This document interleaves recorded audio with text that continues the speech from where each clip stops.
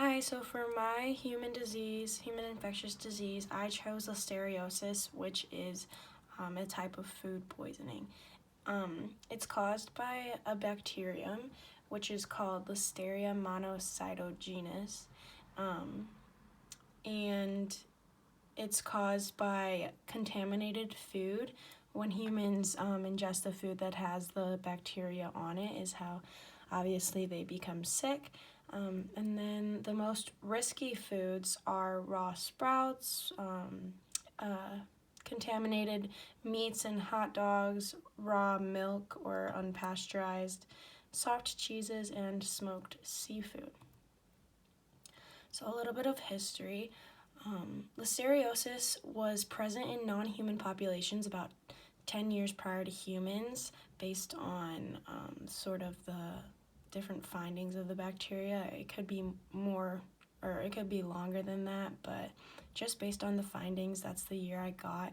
And then by 1929, there was the first strand isolated from humans. So in the early 90s, a lot of the bigger outbreaks occurred because of contamination with hot dogs and deli meats. And so after a lot of industrial changes and new laws put into place, as you can see by that black line there, aside from a couple spikes, the cases per million people began to decrease throughout the years. At that lowest point there, furthest on the right, this year in 2020. And then another important thing to note is that in 1985 there was an outbreak in soft cheeses, and when that outbreak started to when there was a public announcement about it, that took about a month. And then in the cantaloupe outbreak in 2011, it took 7 days for the public to be notified. So throughout time, clearly there has been improved detection and response rate, so that's also really good. Now a little bit about the transmission.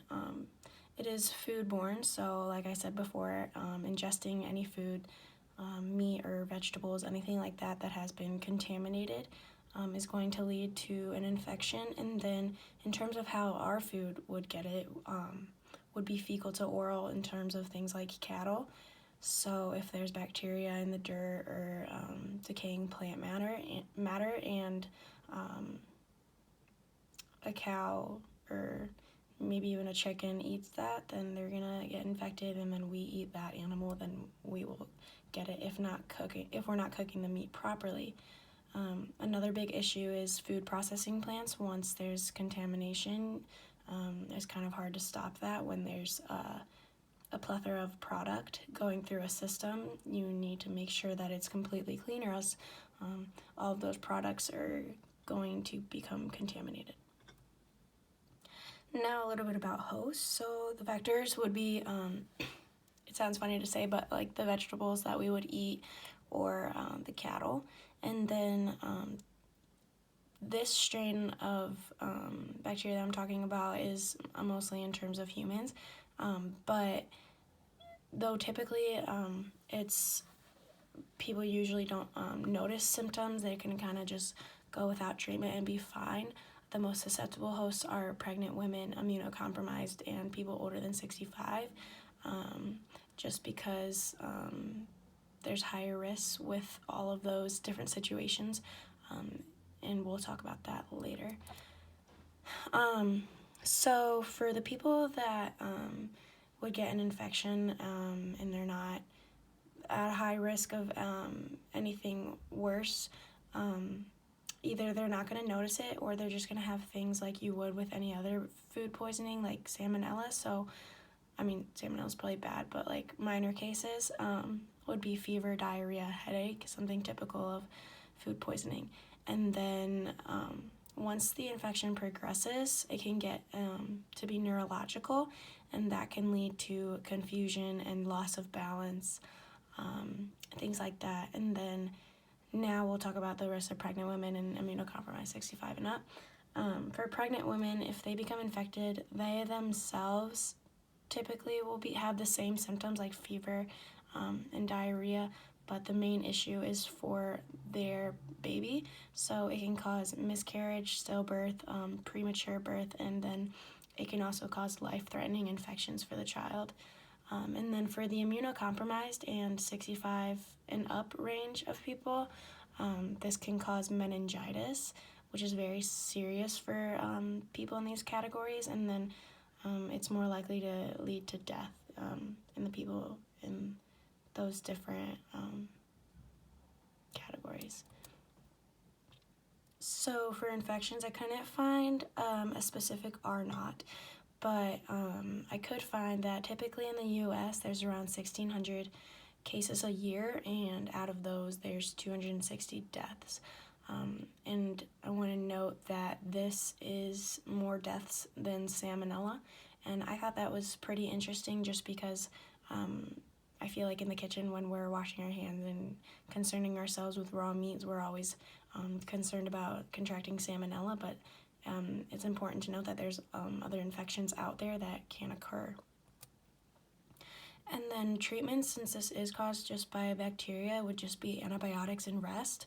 Antibiotics would be for the more severe cases, like those that are immunocompromised and those that are 65 or older in age, or in the rare chance that this does cause more than flu-like or feverish symptoms, then you would use antibiotics. But typically, there's not really that harmful of symptoms, nor do everyone even notice that they are sick. So that's why I just put rests there, because it's not, if you aren't required to take medication, then the doctor's not going to require you to take medication. That's just how it is.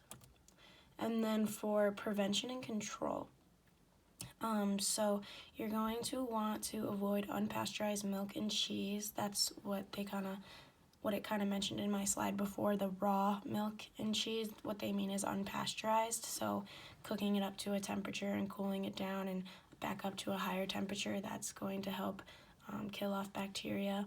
And then refrigerate your leftovers, but make sure to eat those within the next few days. Don't keep them in the fridge for too long. So probably be done with your leftovers within 3 days after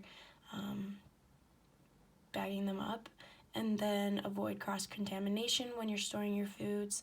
And then it's recommended for your refrigerator settings to be on at least 40 degrees, if not lower. And then for the freezer, 0 degrees Fahrenheit, if not lower. And then make sure when you're actually cooking your food to cook them to safe temperatures. So there's different recommended temperatures for each type of meat that you cook, just to ensure that there's the bacteria growth, if any, would be killed off. So in the lower right corner, you can see all of those different recommendations. Typically between 145 and 165, you should be fine. And then these are my sources. So I hope you guys all learned a little bit something new about listeriosis. So make sure to avoid cross-contamination and know that there's other food poisonings out there, and just be safe when cooking your foods. All right, bye. Thanks.